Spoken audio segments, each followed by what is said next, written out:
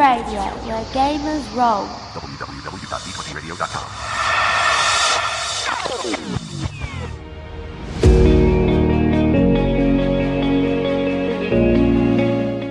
Hey everyone, you're listening to Prime by Cortex, a podcast where we sit down to talk about the system or interview creator studio writers. JT and I are going to talk about the Affiliation trait set and Prime sets in general today. But before we do, we have a shout out we'd love to give for one of our sister podcasts this week. Yes, so our featured podcast of the week is the What Comes After podcast, and that's a Genesis actual play, and it takes place in the Northeast United States, where the world as we know it ended in the mid-1980s, when billions of people died at once. The podcast takes place 5 years later, as 4 survivors discover that everything is about to change again.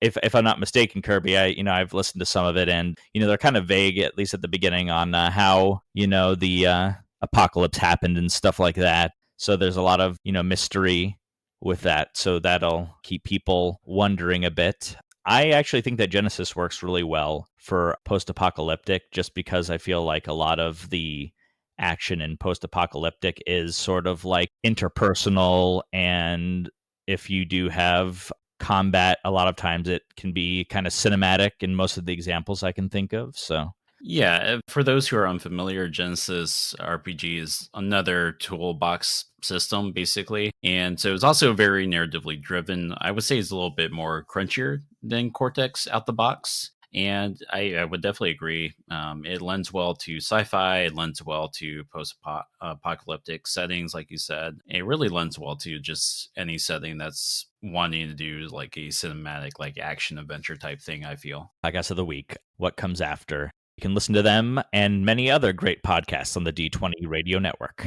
But yeah, so why don't we dive into our topic this week, which is affiliations and prime sets. Yeah, so let's talk about affiliations, and we'll get into prime sets a little bit later on in the episode. So affiliations are useful for games where you don't really care about the character's inherent ability at being like strong and powerful or hyper intelligence necessarily.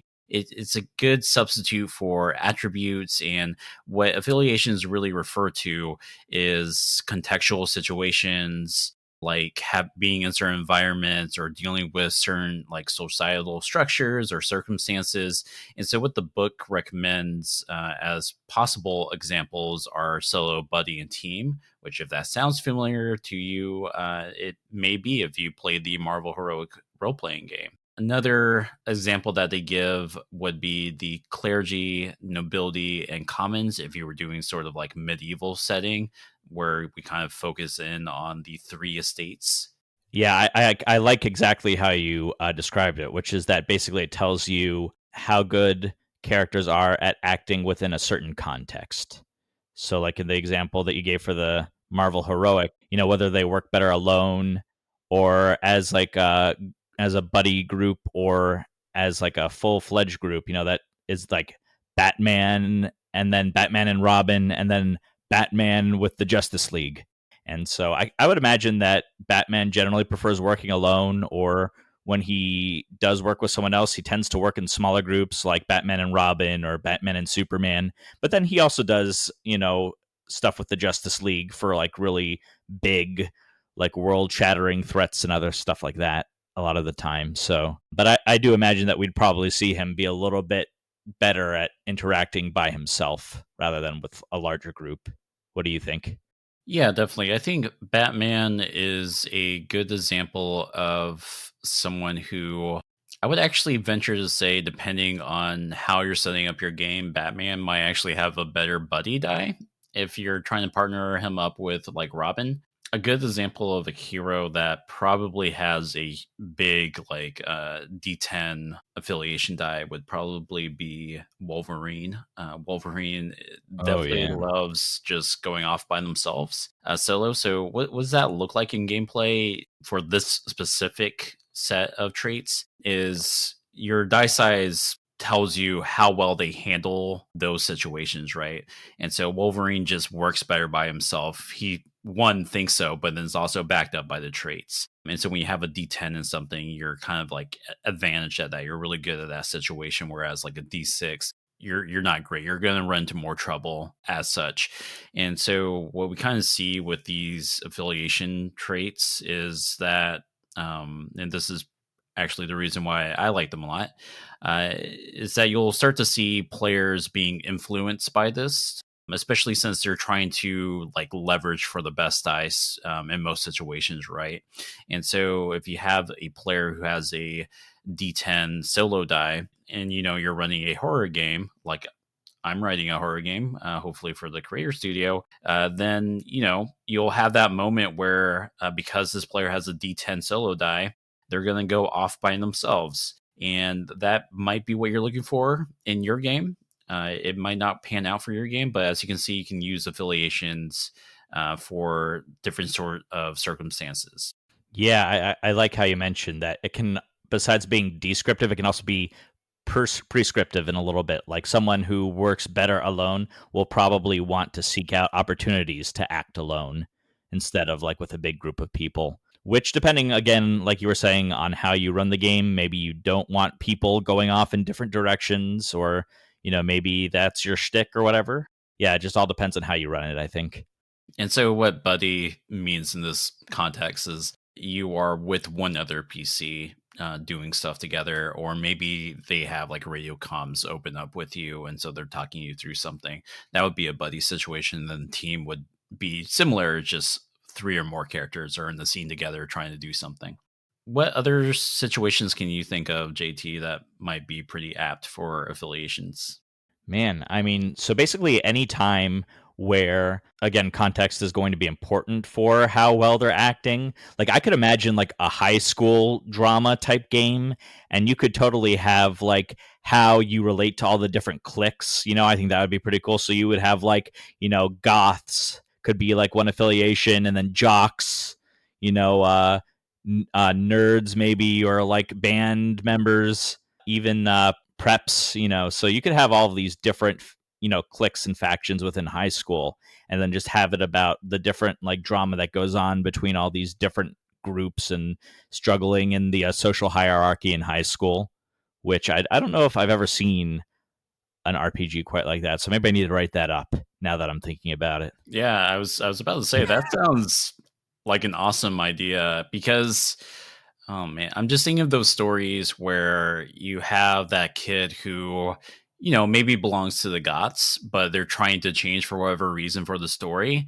and so they're trying to become more of a jock. Maybe let's go with that example. And so they might be terrible at working with jocks. They might have a D6 with it, right? And so you can kind of see like the sort of drama and trouble that will come up, because if you have a smaller die, you're more likely to roll that hitch, right? So yeah, I really like that idea. I was not expecting that idea. Oh, what are you saying, that I don't have good ideas, Kirby? Jeez. Yeah, that's oof. We're gonna have to go off air for a few months here. No, I yeah. forgive you. I think to also like phrase it another way, and this is also like a good way to kind of highlight what you want to focus on in your games by picking the situations that get these dice right. So you mentioned doing different clicks. Well, what if we just had a very more broad stroke where we had a parents affiliation, a teachers and faculty affiliation than peers, which would be other students? That would tell a different story, right? Or potentially tell a different story if you went with that sort of affiliation set versus cliques, which would really like hone in on just the student experience and trying to fit in with others. Yeah, if you did something more broadly like that, like basically affiliations can help frame sort of the context of the game, as we've been talking about. So, like something with like a parents, teachers, and peers affiliation would mean that you're going to see some interactions and narratives that include all three of those groups at some point in time during the game. So, like maybe there would be like I don't know, there could be some situation where something's going on with the students, so then parents get concerned, and then they're sort of like ragging on the teachers to do something about. I don't know, but basically, what I'm imagining is that you would have some sort of big thing that where all three would sort of be interacting in different ways with each other. Yeah, and this is probably a trait set that you're going to have that is kind of like fixed positions potentially, right? Where, if you improve your jock die from a D6 to a D8, that means you have to step something else down. So maybe you step down your goth from a D10 to a D8, right? Right. But you know what this is actually making me think of now that we're talking about this kind of teenage setting here? It's actually reminding me of the game Mass, A New Generation. Yes. That's a Powered by the Apocalypse game, which is really kind of it's the type of superhero game that you want to run if you want more of a Teen Titans type thing. It's a game where you're playing as a teenager or a young adult superhero who is perhaps new to this whole thing, and your stats are emotions, right? You have anger. It's been a while since I played it, but you basically have all these different emotions. And if you're translating that to Cortex, one way to do that would actually just be using affiliations. That's literally one of the ways that affiliations could be leveraged. How well do you handle yourself when you're angry or whatever, right? Yeah, that's actually kind of out of the box, but I like it a lot. Yeah, because it's all about context. So it doesn't necessarily have to be a group of people, even. Like we talked about, you could do like solo buddy and group, which is a bit different. But yeah, you could totally use contexts of emotions. You could, I'm trying to think of other types of contexts you could do besides like people and. Well, I actually did a one shot not too long ago. It's a bit of a dumb one shot. Basically, took Vampire the Masquerade, which is its own tabletop RPG. I've been slowly running through the storyline with my regular group of players. And we decided that we wanted to do another one shot to continue that story. And it had been a few months. And I had been watching Fast and Furious and had the dumbest idea to do a sort of Fast and Furious Tokyo Drift meets Vampire the Masquerade. And I had to actually use affiliations for that game. So I basically used the affiliations Fast, Furious, and Drift. Very much inspired by the idea of like Honey Heist, that one page like RPG where you're a criminal bear and you have two stats, which is criminal and bear, right? So basically, those affiliations came into play every time. It was one of my prime sets, which we're about to talk about that here in a second. Essentially, you would roll fast if you were in a sort of quote unquote high octane situation where things were like picking up or have already picked up. And you don't actually need to be in a car for this. You could have been on foot, and you might be in a quote unquote fast situation. You would roll furious if you were kind of getting aggressive. So this would be like bumping up against another car, or perhaps in a social situation, you were maybe trying to intimidate someone, or maybe you were in a fist fight or shootout with somebody. And then drift was more of a you're trying to maintain control or gain control of the situation. And so this is obviously for like if you're trying to drift your car around the corner, the big deal there is not necessarily speed or being furious with another character or another car. It was more about getting and maintaining control of your car as you drift around the corner. And you could kind of apply this to normal situations where the guns aren't out, so it's not a fast situation and no one's punching each other, so it's not a furious situation. That was my drift situation, as it were. Or if you were trying to de-escalate some fighting, you would roll drift. And so that was my sort of silly and dumb affiliation set for Vampire meets Tokyo Drift, right? And to me, it didn't matter how well the characters could actually drive because it's Fast and Furious. You're expected to have these high octane situations and fancy street cars. So why would I care about having a die that represents their driving skills? If you really wanted to still like lean into, oh, I'm a particularly good driver, those players basically took a distinction saying as much that they're a good street driver. I know you called that a silly game, but I think that's pretty freaking awesome, personally. And yeah, I think that just goes to show sort of how flexible affiliations can be as a trait set. Yeah, I think also it sort of shows off how Cortex has a lot of different tools to be able to change the focus of the game, and doing that with affiliations rather than skills is a really cool idea that takes the emphasis away from like which particular actions you're doing and more like what the context is for using them, like you were saying. And that game encouraged players to lean into directing the narrative towards certain situations, because if it's a drift situation where things are kind of slow moving, in control right now, nothing crazy is happening. You have a player who sucks at drift because they have a D6 in drift. They're going to potentially want to change the situation up to maybe make it into a fast situation because maybe they have a D10 fast. And we kind of touched on this earlier with horror games or with the Marvel Heroics that uses like solo, buddy, and team. They're going to want to put themselves in positions where they can use their better die. And we see that all the time, regardless of the tabletop role-playing game, right? It could be D&D, it could be Pathfinder, it could be Genesis, whatever have you. You always have that player who's looking at their character sheet, thinking about how they can use their best skill. And the same thing happens with affiliations. It's just that affiliations are changing the context of the situation.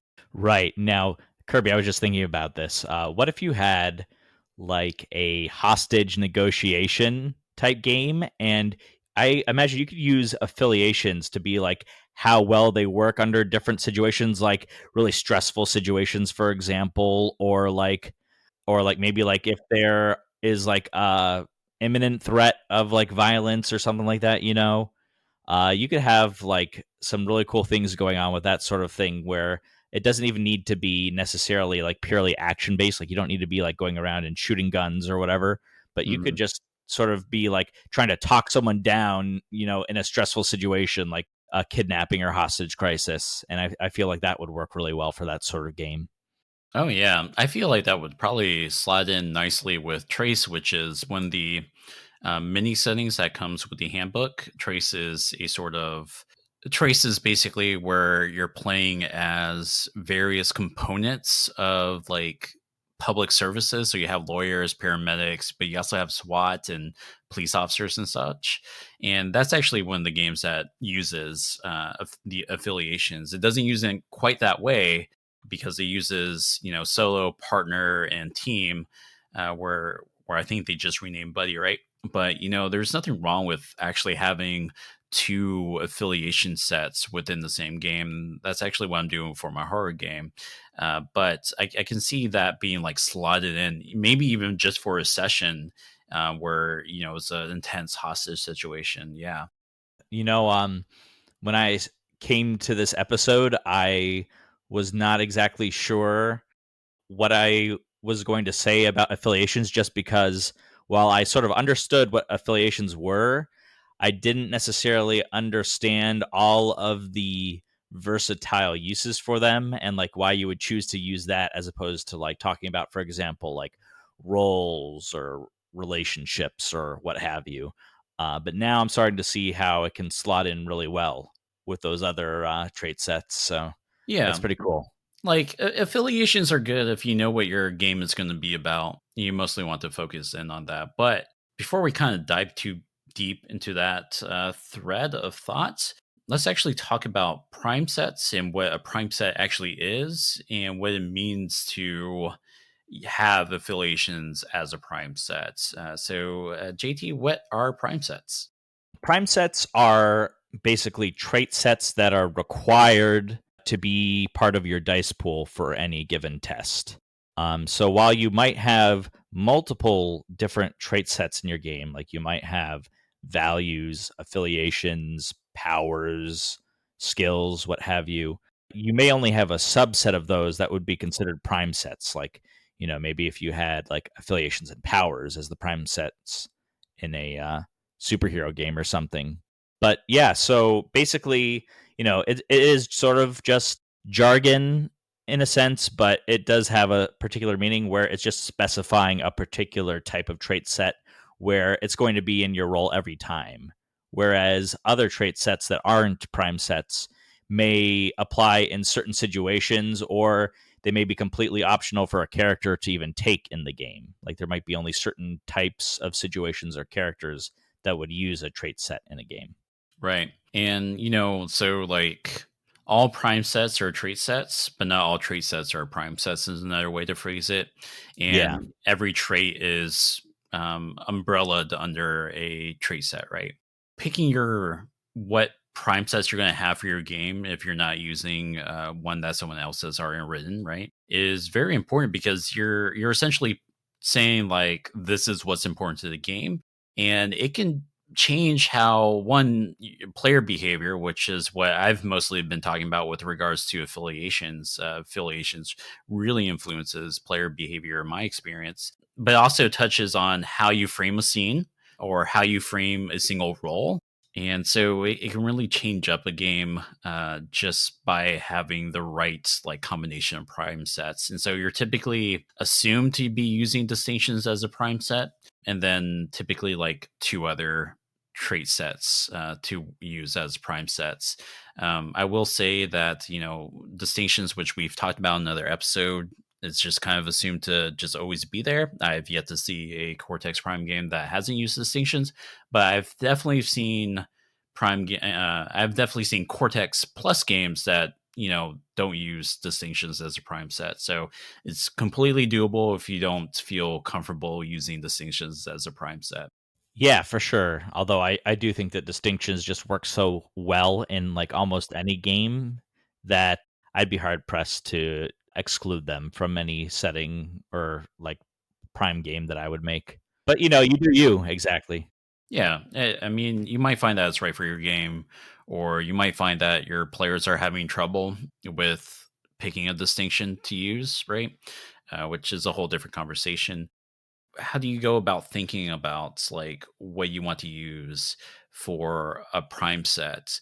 We talked about affiliations here, and the difference between having affiliations as just a trait set versus having it as a prime set, I think, is huge, right? It's one thing to have as a regular trait set for JT's hypothetical high school drama where you have to pick your friends and such. And so that kind of says that, yeah, this is kind of important, but maybe the players are kind of focused on different stuff. And this is just a thing that pops up occasionally. Like maybe it's a sort of, let's say, investigative, like supernatural, like high school drama thing. And so they're not always dealing with these different cliques. That would be an example of a time where affiliation is just kind of sitting there in your sheet. Whereas if you use affiliations as a prime set, you're basically saying that these are the situations that the game is centered around because a player always has to roll for that, right? And so any other situation that doesn't make sense, that you can't perfectly slot in an affiliation, you might want to consider either rethinking your choice as a prime set if it's something that's like constantly coming up. It's like, well, these affiliations don't really work with what we're doing. Or you might want to just consider that maybe it's just something you don't roll for, right? We see this in the example setting Hammerheads. Hammerheads knows what it's about. It doesn't use affiliations, but it flat out tells you that, you're not going to typically be rolling contests against GMCs because the whole point of Hammerheads is that it really mostly just cares about crisis intervention, right? Right. Yeah, no, I mean, that's a good point. And yeah, I totally agree with what you said that basically whatever you choose as prime sets are going to sort of by necessity change the focus of the game on those aspects of things. So like if like you were saying, if you have a game that makes affiliations a prime set, then you're going to include an affiliation with every role, and that means that probably this game is going to focus very heavily on something like the high school drama clicks, like where it's going to just be drama between groups like all the time probably. Whereas, if that's just one component of the game you're trying to run, like, yeah, sure, there can be some high school click drama, but we're also superheroes or something like that, then maybe you want to just make that a trait set and not have it be a prime set so that you don't have to roll an affiliation every time. And as far as deciding which ones you want to include, one of my pieces of advice would be to think carefully about, like, how do you see this game panning out? Like, what are the sorts of things you want to see the characters doing, and what sort of stories do you want to tell? And can you think of a situation where one of those trait sets would not fit well for a test? And then if you can, think of a lot of those, then you probably don't want to include it as a prime set, like you were saying, Kirby. Yeah. I think we can kind of hammer out a sort of rough example of what we mean by this using the examples from the book. So if we imagine that we're doing, say, a Song of Ice and Fire, primed by Cortex, the book has these suggestions: clergy, nobility, commons, which, that's basically still clergy, nobility, and then it'd probably be small folk for commons, right? Whatever the case is. So if it's a prime set, you can kind of imagine that's, to me, going to lean more into all the folks that were basically walking through the gardens of betrayal with one another and plotting and scheming. Cersei's going to probably have like a high nobility affiliation traits, probably like a D10. And she's constantly consorting with, so all of her scenes are basically going to be framed around her consorting with other nobles, right? Whereas someone like Jon Snow probably has a very high like commons die D10, and so all of his traits are going to be him dealing with people that would fit under that affiliation. Now, what does that look like when it's not a prime trait set? Is basically just that to me feels more of you're part of the Night Watch with Jon Snow, and you're mostly out in the woods dealing with wildlings and the threats beyond the wall. Not going to get too deep into that. And yeah, you're really only rolling affiliations when you're back at the wall, perhaps dealing with nobles who are visiting the wall, or perhaps, leaving the wall to plead with the other like nobles and clergy for more support at the wall. Yeah, that's a really cool example.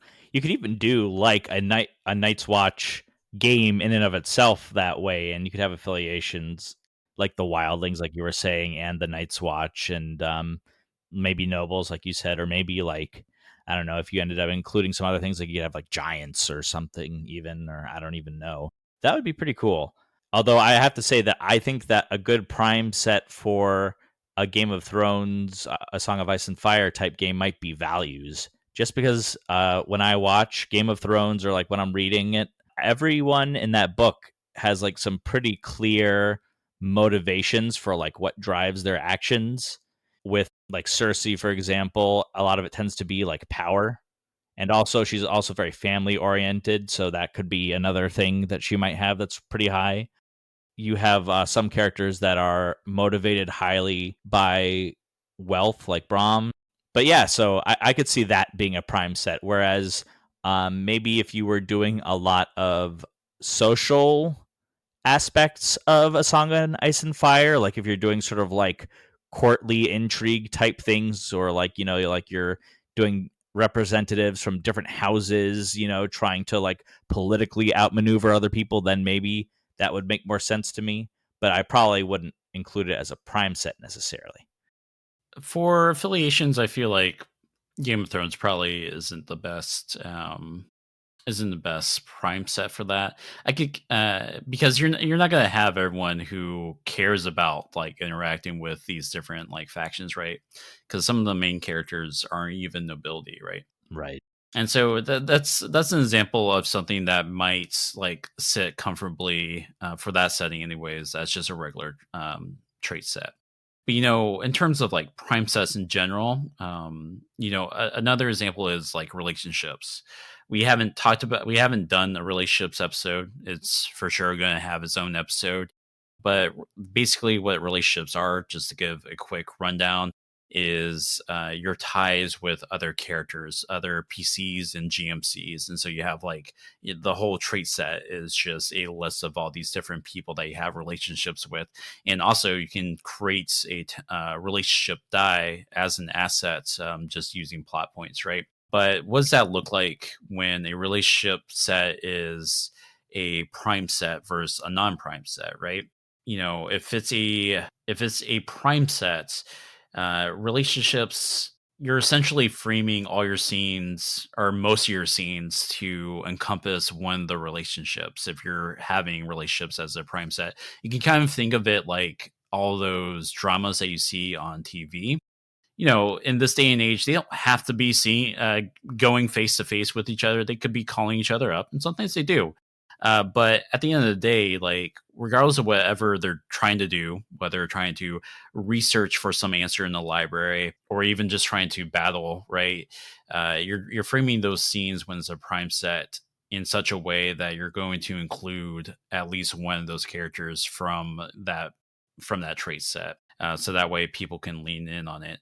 That doesn't say they can't have like scenes where characters off by themselves, because I think that's where a lot of players kind of struggle the most with relationships. I think for those types of scenes, it just kind of circles back to maybe you just don't roll for those types of scenes, or relationships are more flexible than needing to have someone physically there. A person is still motivated to do the scene by themselves because of another character, right? And that's something we'll probably get more into the weeds for the actual like relationships episode. But that's kind of a good example of prime set versus non-prime set. We see it in Hammerheads where there's a list of relationships there, but you're not required to roll it every time you do anything in Hammerheads. Yeah, I thought that Game of Thrones and relationships would be a really good pair, and I'm looking forward to doing a relationships episode, and maybe we'll talk some more Game of Thrones with that, just because I feel like that's a really good example of a franchise that would focus heavily on relationships for a lot of things too. But yeah, so I mean, basically, what we've been getting at is that whether or not you include a certain trait set as a prime set is definitely going to change the focus and feel of your game. So, like we were talking about with affiliations, you're going to have everything framed in particular contexts all the time. With relationships, there's going to be a lot of interpersonal, like drama, or a lot of like actions that are motivated by someone's feelings towards another person. If you include something like powers as a prime set, which I don't think any game that I know of does, because there's just like not always an opportunity to use a power for everything.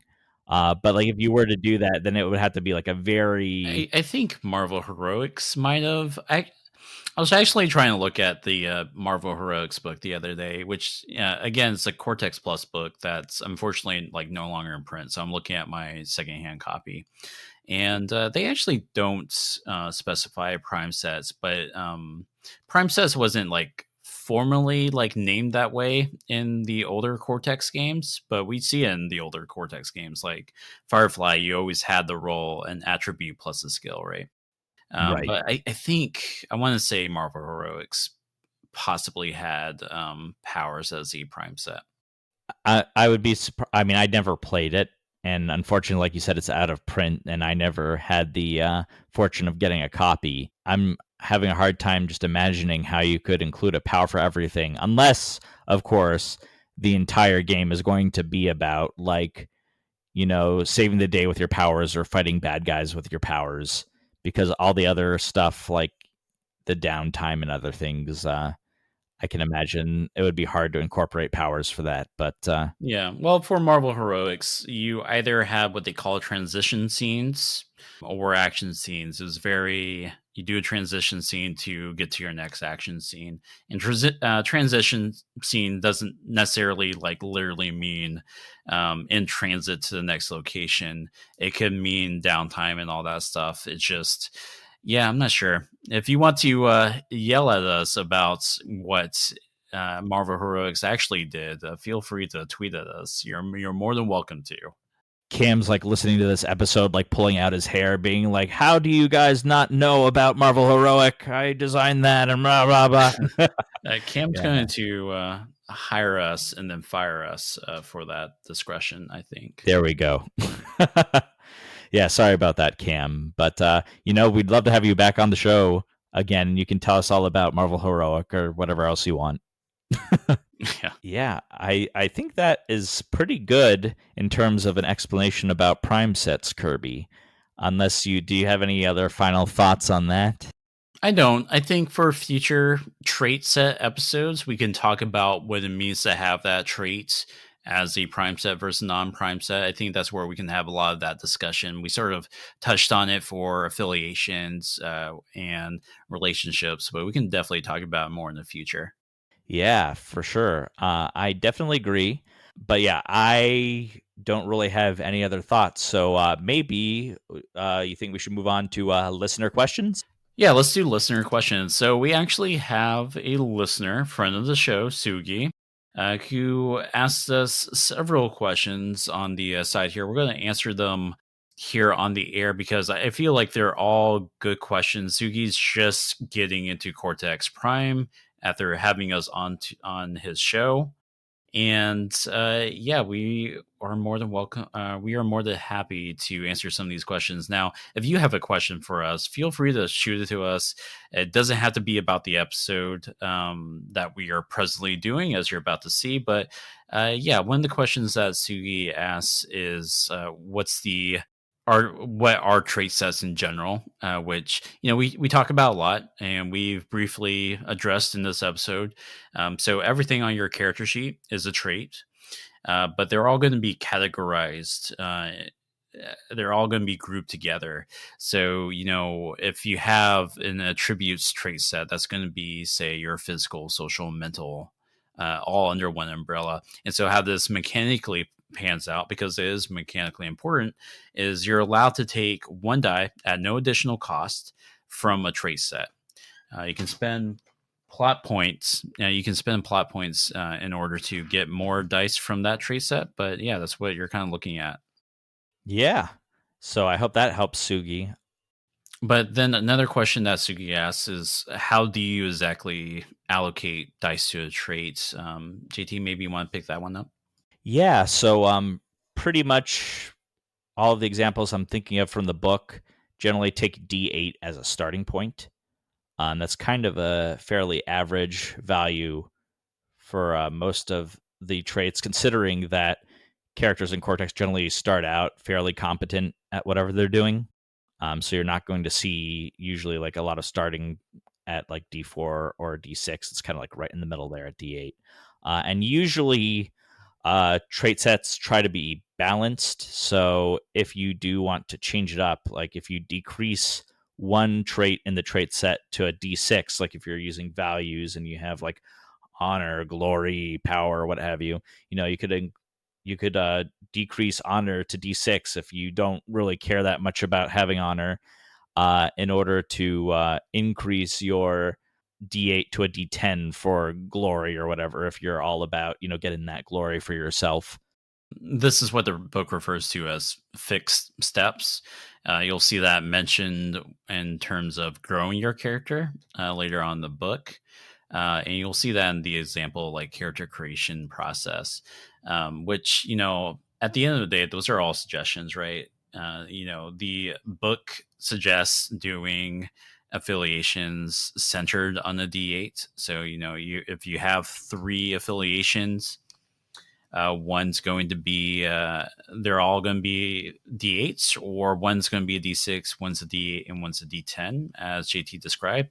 But, those are all suggestions. You can easily, especially if affiliations is not going to be a prime set, center affiliations around perhaps a D6 die. Maybe you're playing a game where all the characters are new to the situations that you're putting under the affiliation trait set, right? Yeah. And so, over a period of a few sessions, maybe they can then bump up those affiliation dice. Yeah, for sure. I think a follow up to that was that he asked, can you not have two traits with the D6? And I think that the answer to that, basically, based on what we said, was that you could, but generally you're going to want to have two D10s then, assuming that there are enough traits in the trait set to accommodate that. And yeah, it is basically a starting point. So, you decide on your own, the exact balance you want to have there. They do recommend against doing D4s in general trait sets, just because you're going to be rolling a lot of hitches, and so that can create a lot of problems for the characters. And depending on how often you want those sorts of consequences and complications to pop up, you may want to avoid going that low if possible. Yeah, the trait set that normally has skills, right? I think that's the only trait set where there's like we recommend maybe starting these as D4s to represent incompetent characters in certain situations or skills, right? But Yeah, yeah, yeah. Yeah, skills make sense, just because, if you're really bad at something, then it also leads to hilarity sometimes. But, like if you have paladin trying to pick a lock, they're probably not huge into those types of things, and they'll break a lock pick, or they'll do something that alerts the guards on the other side that they're trying to pick the lock. Who knows? But yeah, so that makes sense to have those at D4. and then finally, Sugi had another question, which I feel resonates with a lot of players who are new to the game. And that's actually regarding distinctions. Like, how do they work? When do they factor into dice pools? Why do they factor into dice pools? That sort of thing, to paraphrase them. Which, we had a whole episode on distinctions, but we can definitely touch on this a little bit more. So, JT, you have any thoughts on this? Yeah, we did touch about it a bit in the distinctions episode, but I mean, we can always sort of expand and clarify on that. And we're always happy to take whatever questions the listeners throw at us. So I would say that distinctions are basically a trait where you're showing important aspects that encapsulate like the spirit of your character. So these could be things like professions, they could be personality traits, they could be pretty much anything where there you think there will be a moment where you really want to be like, "Oh, I'm not just, you know, good at shooting a bow. I'm like the best archer in the world." And that is going to mean that being the best archer in the world is going to be very important to your character, and you're probably going to see them doing a lot of like trick shots with arrows and stuff like that. And when they're doing anything fancy with a bow, you'll see them plugging that distinction in there probably. Yeah, so distinctions are basically a elevator pitch. We've talked about that before, and you just mentioned that. And so I think if you have a situation where a player is struggling to figure out what distinction to roll, because by default distinctions are a prime set. There are a couple of things to kind of look at here. So distinctions are always going to come into play as is like appropriate because you are inserts distinguishing traits. You're rolling this die, right? And so you'll have players who are new to the system who might struggle with this, especially if they don't particularly have like well-rounded distinctions, because maybe they just wrote all three of their distinctions to just be all about how they're just a extremely good fighter, never misses, unparalleled swordman, and say always shoots first, right?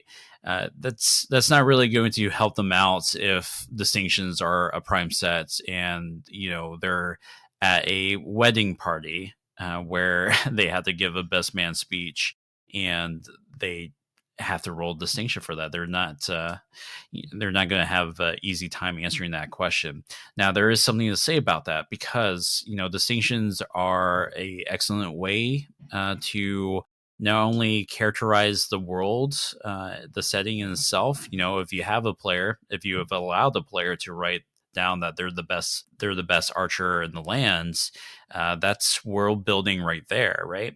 But then also, you can always just ask your player why they're rolling always shoot first when they're giving a best man speech, and they can talk about their kind of like history and kind of expand more on what that distinction means to them. It's a good fleshing out opportunity. And if all things doesn't pan out, or everyone just kind of feels like they're kind of stretching out a distinction, just take a D4 and get that plot point with the hinder special effect. Yeah, I totally agree, and that definitely highlights the importance of distinctions being well rounded, because as a prime set, they're going to enter into like all of your roles pretty much without exception. So you definitely want to choose things that can make sense in a lot of different situations, so you don't have to feel like you're pigeonholing or trying to really stretch it to make it work. Yeah.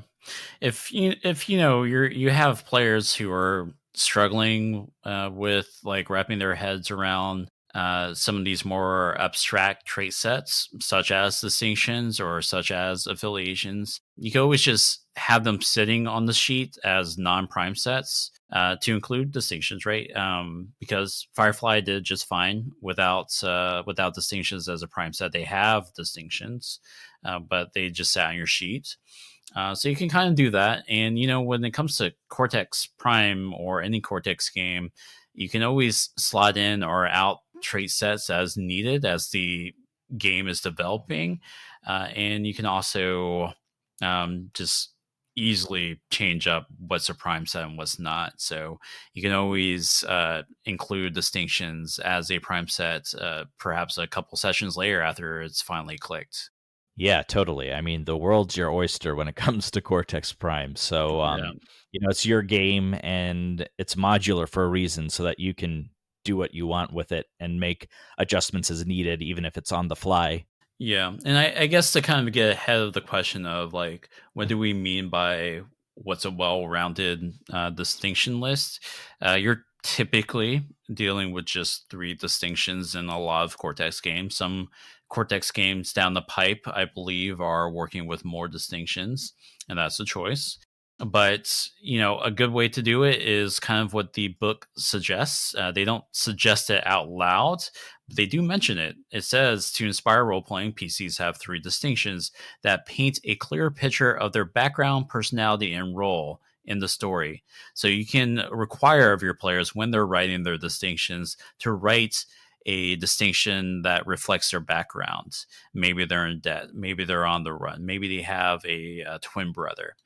You can have them do the second distinction that's then personality, and then you have a third distinction that just represents the role that they play either in the immediate crew of your players or just in society in large. A very popular thing to do is to have one or two distinctions that are just free form. But if you're already if you already have players who are struggling with how to use distinctions in their roles, freeform may not be the best route to go for your particular game.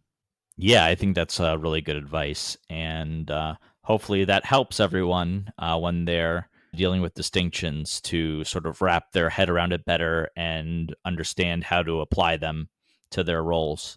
So, yeah, thank you so much, Sugi, for those questions. And I think that they were probably very useful for a lot of people who are just now getting into Cortex Prime since it came out. And a lot of people are asking similar questions. So, it's good to be able to sort of explain and clarify things for newcomers to the system. That's about it for our show. We hope you enjoyed it, and hopefully that has cleared up some of the questions you may have about both affiliations and prime sets. As we did today, we're always fans of hearing feedback and questions from you. And, there are a few ways that you can get us those questions and feedback. Kirby, you want to talk about some of those? Yeah, so you can find us on most social media. You can hit us up on Facebook, which is just going to be facebook.com/prime by Cortex. We also have a Twitter, which is just at Prime by Cortex, one word.